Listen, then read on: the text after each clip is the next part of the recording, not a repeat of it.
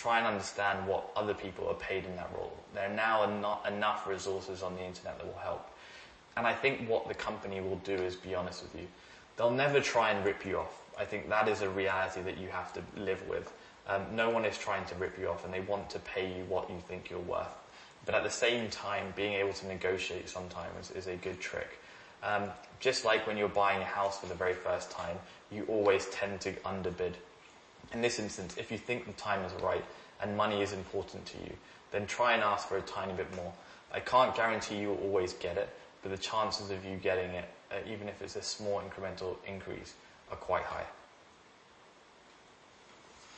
What about, what can you do, what advice would you give if the interview goes terribly? Like, you just come out and you've got that horrible feeling in the pit of your stomach. Yeah. The interview might go horribly, and that is okay. Fundamentally, the most important thing to recognize is that you are not only being interviewed by a company, but you are interviewing them. Mistakes happen, and you sometimes say things that you don't necessarily mean. Make sure you don't try and cover those things up, but remember this idea of vulnerability and recognizing that you made a mistake. It's okay to address that in the conversation with the person. At the end of the day, chances are, if an interview has also gone horribly, it's because you didn't mesh with that person. And I think that this is actually a positive sign, because what's happened in this moment is that you've recognized that you and the person don't necessarily get along or don't think the same way.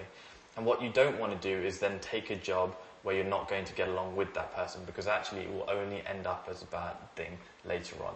So a terrible interview isn't the end of the world. It's okay. That's a nice piece of reassurance.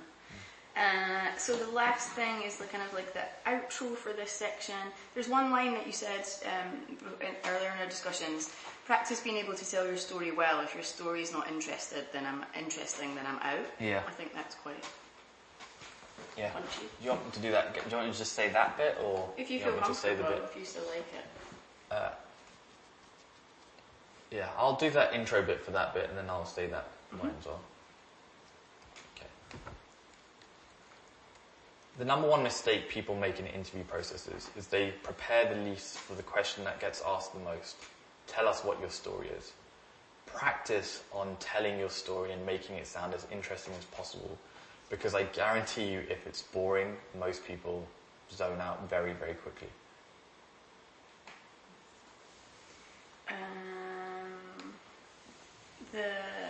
Maybe we didn't do the line about nurturing your network. Yeah, so we did. We could just underline it. Oh, I thought we did. didn't actually say the word nurture. Okay. Pretty sure I did. All right.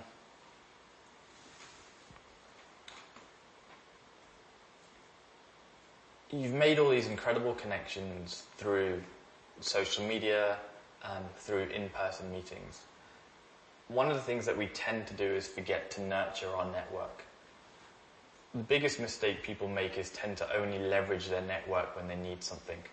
I encourage you, through moments when things are good and times are good and you don't need someone, to reach out to your network and see how they're doing. This might be a simple message on LinkedIn saying that you're congratulating someone on a new job, or you saw some of their work and you thought it was great, or you're just reaching out to see how people are doing. This is a really important thing, and it's actually one of those things that I, believe it or not, am not as good at as I'd like to.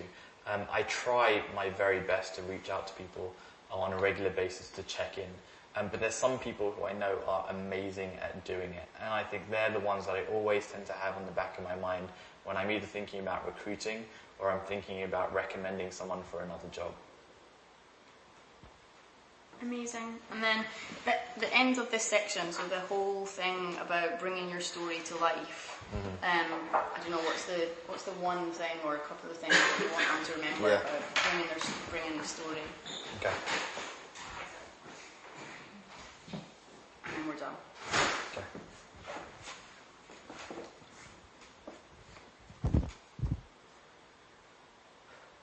I'm a bit sweaty.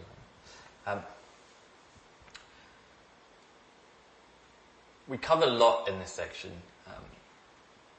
Once you have your brand book, bringing your brand book to life is important.